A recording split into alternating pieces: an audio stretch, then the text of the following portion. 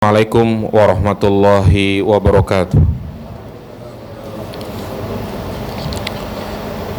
Innal hamdalillah nahmaduhu wa nasta'inuhu wa nastaghfiruh wa na'udzu billahi min shururi anfusina wa min sayyiati a'malina. May yahdihillahu fala mudhillalah wa may yudlil fala hadiyalah. Asyhadu an la ilaha illallah wahdahu la syarikalah wa asyhadu anna Muhammadan abduhu wa rasuluhu la nabiyya ba'dah. Allahumma salli ala Muhammad wa ala ali Muhammad. Amma ba'du, ayyuhal ikhwah rahimani wa rahimakumullah. Jamaah salat zuhur yang dirahmati Allah Subhanahu wa taala. Kembali kita akan melanjutkan penjelasan dari hadis Al-Arba'in An-Nawawiyah, itu hadis yang ke-9 dari sahabat Abu Hurairah radhiyallahu an, di mana ia mendengar Rasulullah sallallahu alaihi wasallam bersabda, "Ma nahaitukum anhu fajtanibu." Apa yang aku larang kepada kalian maka jauhilah. Wa ma amartukum bihi fa'tu minhu mastata'tum. Dan apa yang aku perintahkan kepada kalian maka kerjakanlah sesuai dengan kemampuan kalian. Kemarin kita jelaskan sampai di sini bahwa apa yang disampaikan oleh Nabi SAW ini menjadi bukti bahwa kita dalam beragama tidak cukup hanya mengikuti Al-Quran saja. Pedoman yang hendaknya kita jadikan pegangan yaitu Al-Quran dan Al-Hadis. Kedua-duanya memiliki kedudukan yang sama. Dari sisi pendalilan, maka Al-Quran dan Hadis sama. Sebagaimana Rasulullah sallallahu alaihi wasallam bersabda, "Innama utitul kitaba wa mislahu." Bahwasanya aku diberikan Alkitab dan juga yang semisalnya.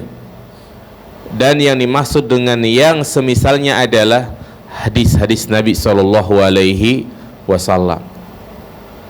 Jadi merupakan kesalahan dalam beragama di mana seseorang hanya mengikuti Al-Quran saja tanpa mengikuti Al-Hadis. Justru kita tidak bisa memahami Al-Quran tanpa adanya Al-Hadis. Al-Imam Makhul mengatakan, Al-Quranu ahwaju ila sunnati wa minas sunnati tahtaju ila Al-Quran. Al-Quranlah yang lebih butuh terhadap Al-Hadis daripada hadis butuh terhadap Al-Quran. Karena terkadang kita dapati banyak ayat-ayat Al-Quran yang masih ambigu, yang masih samar. Maka hadis Nabi lah yang menjelaskannya. Seperti misalnya perintah sholat di dalam Al-Quran begitu banyak, sampai ada 100 kalimat sholat di dalam Al-Quran. Tapi kalau kita hanya membaca Al-Quran saja, kita tidak bisa mengerjakan sholat seperti yang kita lakukan saat ini. Kita sholat diawali dengan takbir, di akhir dengan salam, rakaat pertama baca apa, kemudian ketika sujud baca apa. Ini semuanya dijelaskan di dalam hadis-hadis Nabi SAW. Ketika Allah Subhanahu wa taala menyuruh untuk memotong tangan bagi yang mencuri, baik laki-laki maupun perempuan, bingung sebatas apa tangannya itu dipotong. Karena tangan itu kan bisa jadi sampai pergelangan, sampai sikut, sampai ketiak. Nabi SAW menjelaskan bahwa yang dipotong itu hanyalah sampai pergelangan. Jadi begitu butuh Al-Quran terhadap Al-Hadis. Kemudian Rasulullah sallallahu alaihi wasallam menyampaikan, "Fa innama ahlakal ladzina min qablikum kasratu masailihim wa ikhtilafuhum ala anbiyaihim." bahwasanya kebinasaan orang-orang sebelum kalian itu disebabkan karena kasratu masailihim, banyak bertanya, waqtilafuhum ala anbiyaihim, dan penyelisihan mereka terhadap nabi-nabi mereka. Di sini Nabi SAW menjelaskan dua sebab kebinasaan umat-umat terdahulu. Dan tentunya dua sebab ini bukanlah sebagai pembatasan. Jadi yang membinasakan umat ini bukan hanya dua ini saja, tapi dalam riwayat-riwayat yang lain banyak.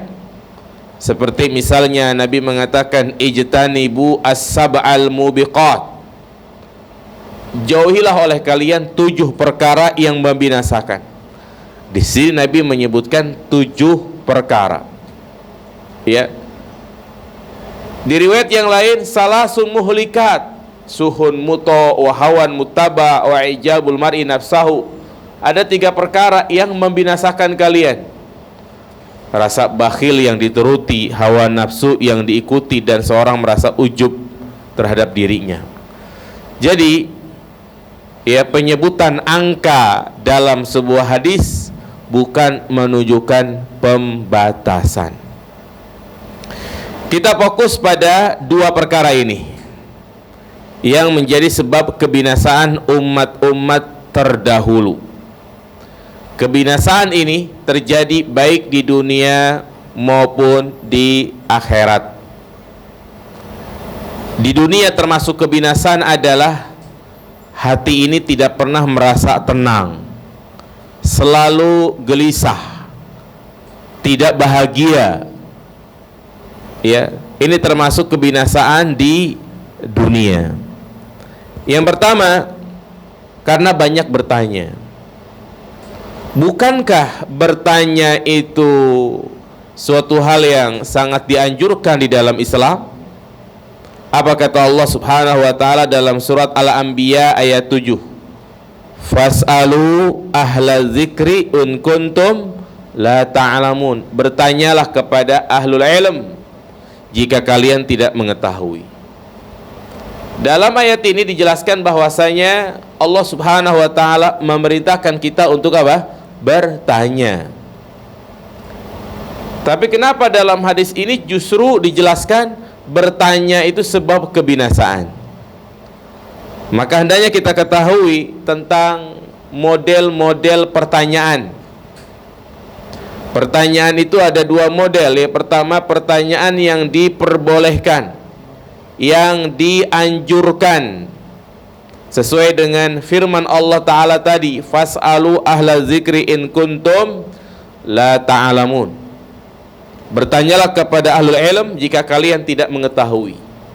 Apa saja yang kita tidak ketahui, tanya kepada orang yang berilmu. Ya. Nah, maka pertanyaan yang diperbolehkan adalah pertanyaan dalam rangka untuk mencari bimbingan tentang agama, baik itu seputar akidah, ibadah, muamalah.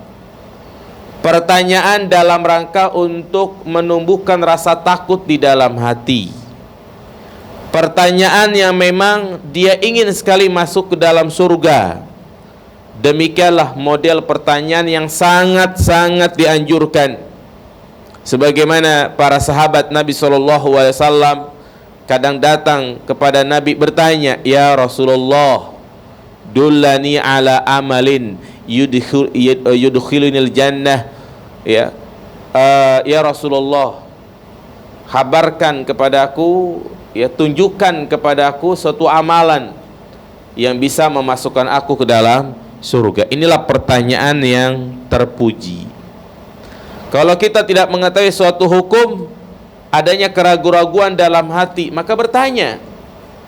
Apa kata Nabi SAW? Ala sa'alu fa inna shifa'al ayyi as-su'alu.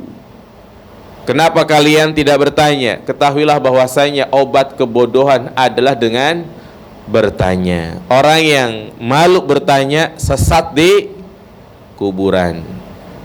Ya. Jadi bertanya itu sangat dianjurkan jika memang tujuannya tadi untuk mencari bimbingan agama. Kita nggak ngerti tentang masalah tata cara sholat, masalah ragu-ragu, ya, seorang yang mungkin dia menambah rukun sholatnya, rukunya 2 kali, dia bingung gimana nih, dibatalin atau lanjut atau bagaimana. Dia tanya kepada Ustadz, Pak Ustadz ini gimana? Saya mengalami ruku 2 kali dalam 1 rakaat, apa yang saya harus lakukan? Apakah batalin sholatnya atau bagaimana? Nah, maka nanti akan dijawab, dan jawaban itulah menjadi bekal kita di dalam sholat. Iya, jadi Nabi mengatakan, ala sa'alu, ya, idza lam ya'lamu fa inna sifa'al ai as-su'alu. Jadi hadis ini berkenaan tentang kejadian tragedi di tengah-tengah sahabat yang saat itu mereka sedang safar. Tiba-tiba salah satu di antara mereka itu mengalami luka kepalanya, ya. Nah, ternyata di malam hari orang yang luka kepalanya ini mimpi basah. Kalau seorang mengalami mimpi basah sampai keluar mani, maka dia wajib apa? Mandi. Dia pun bertanya kepada salah seorang temannya, apakah ada rukhsah bagiku untuk bertayamum, yakni tidak mandi karena keadaan aku seperti ini, di mana bagian kepalaku nggak boleh terkena air. Kata orang ini, nggak ada keringanan, kau tetap wajib mandi. Akhirnya orang ini pun mandi, habis mandi meninggal. Terdengarlah kejadian ini kepada Nabi SAW, dan Nabi mengatakan ini, kenapa mereka enggak mau bertanya? Karena sesungguhnya bertanya itu obat dari kejahilan. Ya, coba kalau dia bertanya, pasti tidak diberikan fatwa seperti itu. Ini fatwa yang merugikan, fatwa yang memadaratkan orang yang bertanya. Nah, demikian pula Ali bin Abi Thalib radhiyallahu an, sekelas Ali, ya, beliau pun bertanya jika tidak mengetahui suatu hukum. Apa kata Ali bin Abi Thalib? Kuntu rajulan mazzaan, aku adalah seorang yang sering keluar mazi. Tahu mazi? Mazi itu cairan yang keluar ketika seseorang mungkin sedang menghayal istrinya, lagi lamun menghayal istrinya, keluar cairan, ya, menghayal istrinya, ya, bukan wanita lain. Kemudian keluarlah cairan tanpa terasa, lengket, maka itu namanya apa? Mazi. Kalau mani, ini cairan yang apabila keluar wajib mandi, kalau mazi tidak. Ya, mani itu keluarnya diiringi dengan rasa nikmat dan kesudahannya itu capek. Ketika memuncaknya syahwat, dan keluarnya itu dengan memuncrat. Beda dengan mazi yang keluarnya tidak terasa. Ya, mani tidak najis, adapun mazi itu najis. Jadi Ali bin Abi Thalib mengalami hal seperti ini, dan Ali mengatakan, wa kuntu astahi an as'alan nabiyya sallallahu alaihi wasallam lima kani benatihi. Aku malu untuk bertanya kepada Nabi karena kedudukan putrinya. Karena kita tahu Ali menikah dengan putri Nabi. Siapa? Siapa jemaah? Fatimah. Ya. Maka walaupun Ali malu, dia pun tetap mengutus seseorang yang bernama Miqdad. Fa amartul Miqdad bin Aswad fasa'alahu. Aku mengutus Miqdad untuk bertanya kepada Nabi. Nabi mengatakan, oh, kalau dia keluar air mani, ya gesil zakarahu wa yatawaddo. Cukup dia mencuci kemaluannya dan berwudu, artinya tidak wajib mandi. Nah, dari sini Ali jadi paham bahwa keluarnya mazi itu tidak wajib mandi. Nah, demikian pula para sahabiah, wanita-wanita di zaman Nabi SAW, mereka pun bertanya mengenai suatu hukum. Asma binti Abi Bakar bercerita, ada seorang wanita datang kepada Nabi SAW bertanya, ya Rasulullah, salah seorang di antara kami pakaiannya itu terkena darah haid, apa yang harus dia lakukan.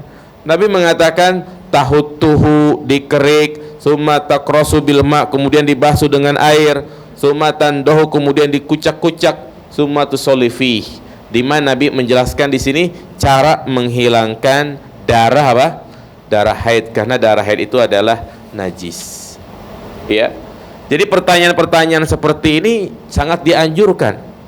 Coba kalau kita lihat ayat-ayat Al-Qur'an itu banyak turun disebabkan karena pertanyaan para sahabat dan Nabi tidak mampu untuk menjawabnya. Seperti misalnya tentang hilal atau tentang miqat bagi jamaah haji, yas'alunaka 'anil ahillah. Mereka datang kepadamu ya Muhammad bertanya tentang hilal, yaitu miqat. Ya, qul hiya mawaqitu lin-nasi wal hajj. Katakanlah bahwasanya yaitu adalah tanda waktu bagi manusia untuk melaksanakan ibadah haji. Para sahabiah bertanya tentang haid, wa yas'alunaka 'anil mahid, qul huwa adza. Para sahabiah datang kepada Nabi bertanya tentang haid, kemudian turunlah ayat ini, surah Al-Baqarah ayat 222. Katakanlah haid itu adalah darah kotor. Jadi ini model pertanyaan yang diperbolehkan bahkan dianjurkan untuk mencari bimbingan agama, untuk mengetahui hukum fikih dan yang lainnya. Adapun yang kedua, pertanyaan yang terlarang. Ya, pertanyaan yang menjadi sebab kebinasaan umat manusia. Dan ini pun banyak modelnya. Di antaranya yang pertama, pertanyaan yang tidak berfaedah.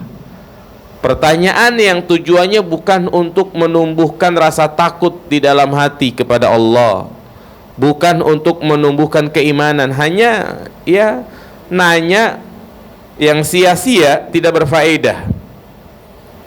Ya, misalnya Ustadz lagi menjelaskan tentang makanan-makanan yang haram, maka yang bijak adalah dia bertanya makanan yang memang dia ketahui, maksudnya ada di sekitarnya.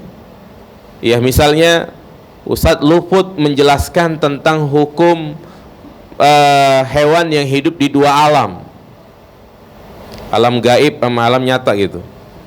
Ya, darat dan laut, seperti kepiting, kura-kura, apalagi buaya, ya bukan buaya darat ya. Nah, luput, dia bertanya, Pak Ustadz apa hukum makan kepiting? Nah, ini nggak apa-apa dia bertanya seperti ini, ya. Tapi jangan bertanya yang nggak ada, ya nggak mungkin ada gitu, tapi ditanyakan, Pak Ustadz apa hukum makan daging dinosaurus? Ada nggak dinosaurus? Enggak, ya udah jangan ditanyakan seperti itu. Menanyakan sesuatu yang tidak akan terjadi. Misalnya, apa hukum sholat di bulan? Ya, ustadznya bilang, ya udah nanti kalau kamu di bulan WA saya, baru saya kasih tahu jawabannya gitu kan. Nah, ini pertanyaan-pertanyaan seperti ini adalah pertanyaan-pertanyaan yang tidak berfaedah. Ya, tidak berfaedah. Makanya Allah Subhanahu wa taala berfirman dalam surat Al-Maidah ayat berapa ini ya? Ayat 101 ya. Ya ayyuhalladzina amanu la tas'alu an asya'in tubdalakum tasukum. Wahai orang-orang yang beriman, janganlah kalian bertanya tentang sesuatu jika dijelaskan kepada kalian justru menyusahkan kalian. Ya, seperti hadis yang sedang kita bahas.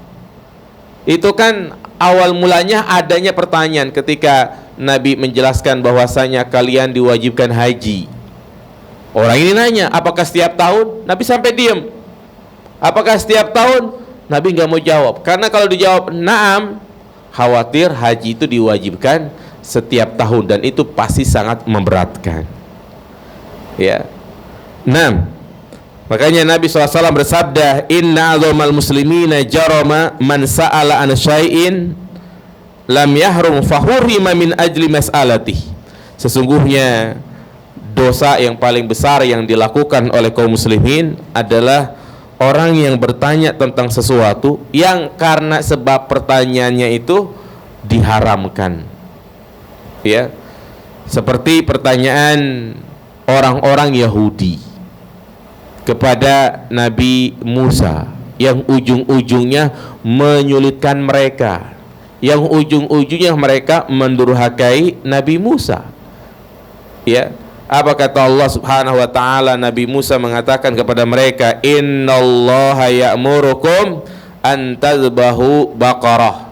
Surat Al-Baqarah ayat 67. Nabi Musa menyampaikan kepada umatnya, sesungguhnya Allah Subhanahu wa taala memerintahkan kalian untuk menyembelih sapi. Nah, makanya dari ayat ini ya, surat yang kedua dalam Al-Qur'an disebut namanya surat Al-Baqarah karena di dalamnya ada kisah tentang sapi. Bagaimana kisah tentang sapi tersebut? Ya, ini diantaranya Nabi Musa mengatakan kalian diperintahkan untuk menyembelih sapi. Ya, yang bijak setelah mendengar perintah seperti ini sudah langsung cari sapi sembelih.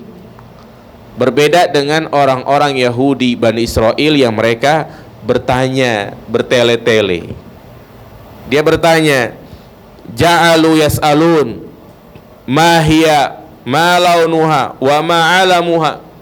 Wahai Musa, sapinya yang betina atau jantan?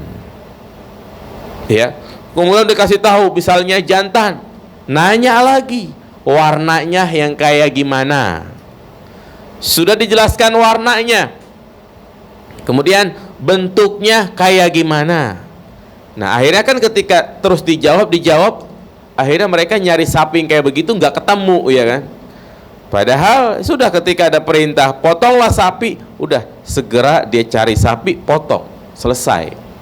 Nah, ini pertanyaan yang tercela, yaitu pertanyaan yang tidak berfaedah. Atau yang kedua, di antara pertanyaan yang terlarang adalah menanyakan hal-hal yang disembunyikan oleh Allah Subhanahu wa taala terhadap hambanya. Inilah yang disebut dengan perkara gaib. Sesuatu yang dirahasiakan oleh Allah Subhanahu wa taala dan Allah kabarkan tentangnya, maka kita nggak perlu bertanya-tanya lebih jauh lagi. Ingat, kewajiban kita hanya mengimani, percaya dan yakin. Contoh, Allah Subhanahu wa taala mengabarkan tentang dirinya, Ar-Rahmanu 'alal arsy istawa. Allah Subhanahu wa taala beristiwa di atas langit. Ini adalah jawaban bagi orang yang bertanya di mana Allah, maka jawabannya fis sama, di langit. Dan jawaban ini sesuai dengan fitrah, sesuai dengan akal. Kita aja kalau berdoa tangan kita kemana? Ke atas, ya, bukan ke bawah. Nah, maka tentang keberadaan Allah di langit, kewajiban kita hanya al-imanu bihi, mengimani dan membenarkan. Kita nggak perlu bertanya-tanya kalau Allah beristiwa seperti apa, bagaimana, ya, terus gimana dikatakan turun ke langit dunia, apalagi dikatakan Allah turun ke langit dunia. Udah, kita hanya beriman, nggak perlu bertanya turunnya Allah seperti apa. Ya, kalau Allah turun di sepertiga malam terakhir kan bumi ini bulat, bagi yang bilang bulat, beda lagi yang bilang apa? Datar. Ya. Dan malamnya kan beda-beda, berarti Allah turun di sini di Indonesia. Kemudian Allah turun lagi di sini, turun, berarti turun naik begitu.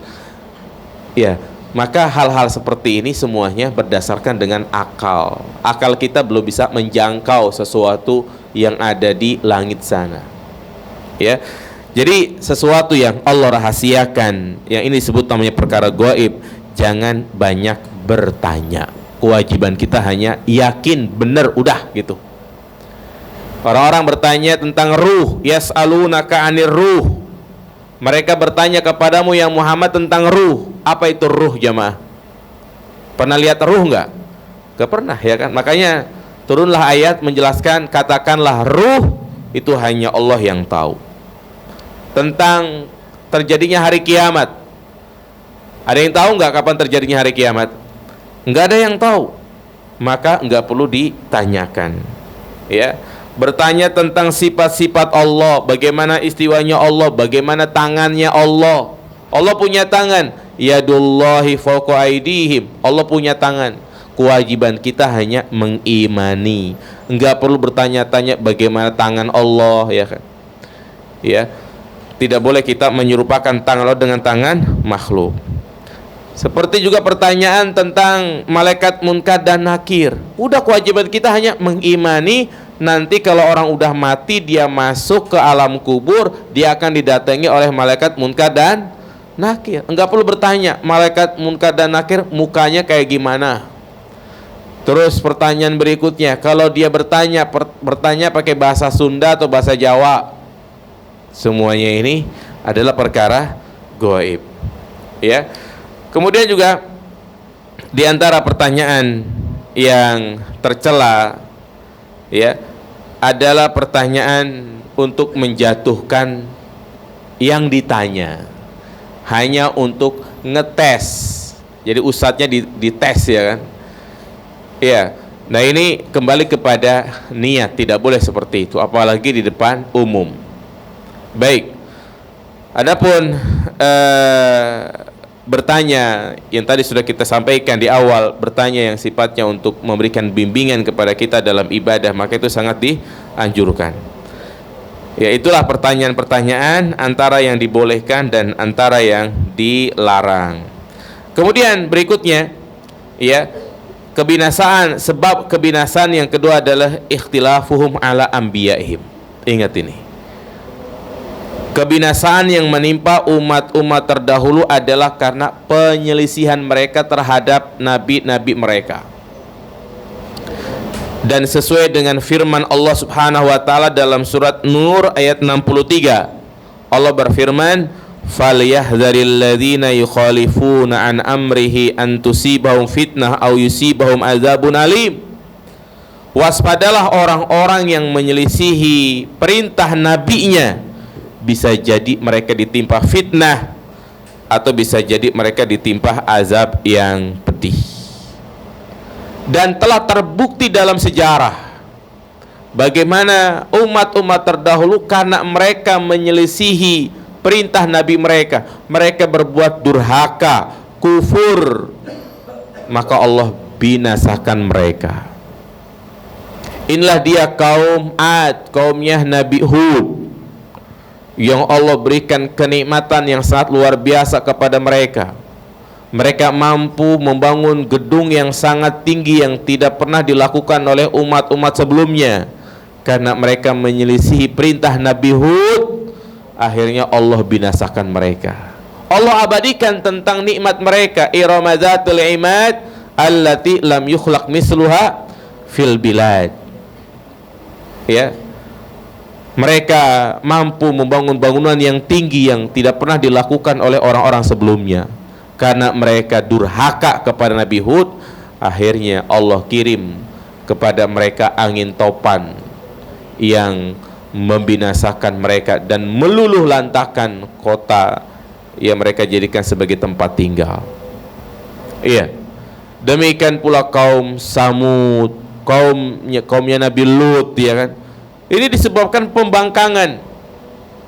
Ya, pembangkangan. Karena Nabi Lut berdakwah kepada mereka untuk meninggalkan perbuatan keji, perbuatan yang saat itu orang tidak membayangkan akan terjadi, yaitu homoseksual, lesbian. Akhirnya Allah azab mereka dengan azab yang pedih. Apa kata Allah? Wa ja'alna 'aliha safilaha wa amtarna 'alaihim hijaratam min sijil. Kami hujani mereka dengan batu, ya, dan kami balik permukaan tanah menjadi di bawah. Demikian pula yang terjadi pada umat Islam, yaitu pada peristiwa perang Uhud.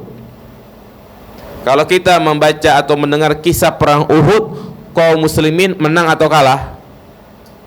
kalah. Apa sebabnya? Apakah karena jumlah orang-orang musyrikin lebih banyak? Jumlah kaum muslimin cuman ada 1000 orang, itu pun 300 pulang. 300 pulang tinggal berapa orang? Tinggal 700. Sementara orang-orang kafir Quraisy berjumlah berapa? 3000 orang. Apakah karena jumlah orang-orang musyrikin yang lebih banyak?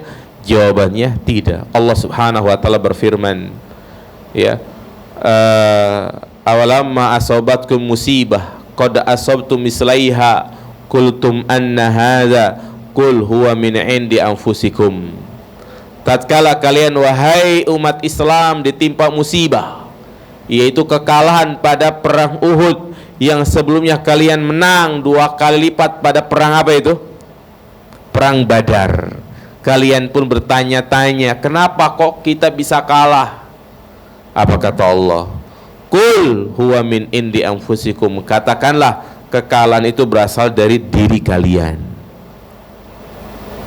Apa maksudnya kekalahan itu disebabkan karena diri kaum muslimin? Iya, karena mereka tidak taat atas perintah Nabi SAW. Nabi berpesan kepada 50 pasukan pemanah yang diletakkan di Jabal Rumah. Jabal Rumah tidak jauh dari Gunung Uhud. Disitulah Nabi menempatkan pasukan-pasukan inti pada posisi yang sangat strategis. 50 pasukan pemanah. Nabi berpesan, kalian jangan turun, menang ataupun kalah kalian tetap berada di jabal tersebut.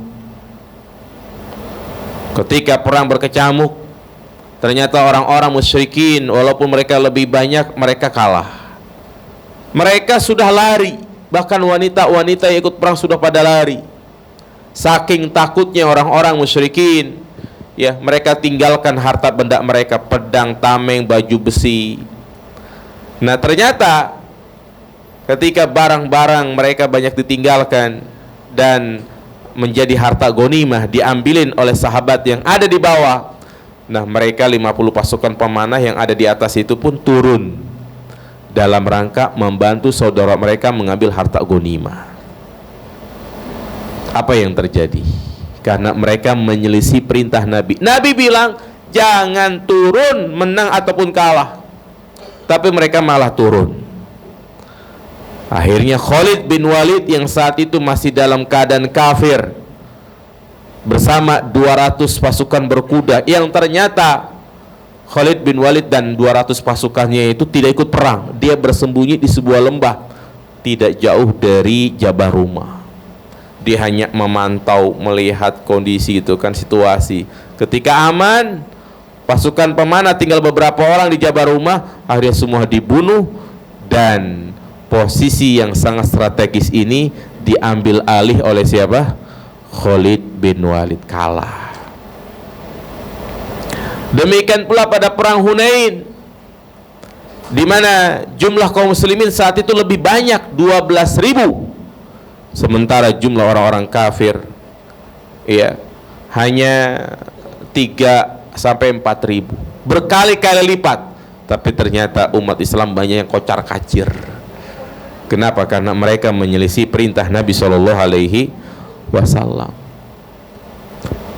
Jadi sebab kebinasaan, sebab kerusakan, sebab kemunduran itu karena banyak umat Islam yang meninggalkan agamanya, tidak taat kepada Nabi SAW. Makanya Nabi mengatakan, wa ja'ala dzul was-sighar ala man khalafa amrah. Allah Subhanahu wa taala menjadikan kehinaan bagi orang yang menyelisih perintah Nabi SAW. Hati-hati, jangan kita menyelisih perintah Nabi SAW. Kebinasaan itu akan menimpa kita cepat ataupun lambat. Cepat ataupun lambat. Ya. Salamah bin Aqwa bercerita ketika ada seorang yang makan di sisi Nabi SAW dengan tangan kirinya. Kemudian Nabi pun menegurnya, kul biyaminik, makanlah dengan tangan kananmu. Orang ini pun tidak peduli, dia diam aja. Nabi ngingatkin lagi, kul biyaminik, makalah dengan tangan kananmu. Orang ini malah mengatakan ana mastata'tu, aku nggak bisa untuk makan pakai tangan kanan, padahal dia bisa. Apa kata Nabi? Mastata'ta abada. Kalau memang begitu kau bohong, engkau tidak akan mampu mengangkat tanganmu. Ternyata benar. Ya, orang itu pun tidak bisa bergerak tangannya. Ya. Pada peristiwa perang Tabuk, Nabi sudah berpesan kepada sahabat, nanti malam akan terjadi badai. Ya. Kalian jangan ada yang keluar dari tenda. Nabi udah pesan kayak begini, jangan keluar, jangan kemana-mana, berdiam di dalam tenda kalian. Ternyata ada dua orang yang penasaran. Begitulah manusia, kadang selalu apa? Penasaran. Udah ada larangan, jangan nengok ke kanan, tetap aja dia apa? Tengok, tahu-tahu tukang cukur, ya kan? Ya, jangan keluar. Keluar orang ini, benar-benar terjadi. Ya. Terjadi badai yang sangat dahsyat yang membuat keduanya itu terlempar. Inilah bukti-bukti sejarah. Demikian pula disebutkan dalam kitab-kitab para ulama, ya, ketika ada seorang ustadz begitu ya, dia ngajar selalu di balik tabir. Kalau jamaahnya akhwat sih ya memang harus pakai tabir gitu ya. Nah ini jamaahnya ikhwan tapi tetap ustadznya pakai apa? Pakai tabir. Kayak misalnya saya ngajar gitu kan di sini, pakai hijab gitu. Ya muridnya pun penasaran, pengen tahulah muka ustadznya kayak gimana gitu kan. Nah maka kata ustadznya, saya bisa aja menampakkan wajah saya, tapi kalian jangan kaget, jangan cerita kemana-mana. Pas dibuka tabirnya atau mungkin cadarnya gitu ya, ternyata wajahnya itu seperti keledai, ya. Dan dia pun menyampaikan, ini adalah azab dari Allah. Yang dulu aku pernah mengingkari satu hadis di mana Nabi SAW mengatakan, ya, hendaknya seorang yang suka mendahului imam, ya, menghentikan perbuatannya itu, karena bisa jadi Allah rubah kepalanya menjadi kepala keledai. Dia nggak percaya dengan hadis ini. Masa sih mendahului imam bisa menjadi keledai gitu kan. Akhirnya benar, Allah rubah dia seperti itu. Nih, demikian pula di zaman sekarang ini yang kita mungkin banyak kesulitan-kesulitan, ujian-ujian hidup, hati ini nggak pernah tenang, bisa jadi karena menyelisihi perintah Nabi Shallallahu Alaihi Wasallam. Ya, jadi intinya fokuslah kita mentaati perintah Nabi, belajar seperti ini agar kita tahu mana larangan, mana perintah Nabi. Kalau itu adalah perintah, kita kerjakan. Ya, dan jangan kita bersikap sinis, tidak suka kepada orang-orang yang berusaha totalitas menjalankan perintah Nabi. Ada teman kita yang jenggotan misalnya, ya subhanallah, jangan kita celak dia, jangan dijelek-jelekin, diberikan gelar-gelar yang tidak baik, dibilang teroris lah segala macam lah, ya, karena dia berusaha untuk memanjangkan jenggot dalam rangka mengikuti perintah Nabi Shallallahu Alaihi Wasallam. Ya, kemudian misalnya dia tidak isbal, celananya di atas mata kaki, jangan diejek. Ente kayak bebegik sawah aja. Ya, jangan, justru dia berusaha untuk apa? Menjalankan perintah Nabi Shallallahu Alaihi Wasallam. Karena Nabi mengatakan apa yang menjulur di bawah mata kaki, maka tempatnya itu di mana? Di neraka. Ya, walaupun misalnya antum beda pandang, itu kan kalau sombong, tetap ya tidak boleh kita mencemooh dia. Itulah faedah dari hadis yang keberapa? Ke-9. Saya kira cukup. Ada pertanyaan sampai sini? Silakan yang mau bertanya.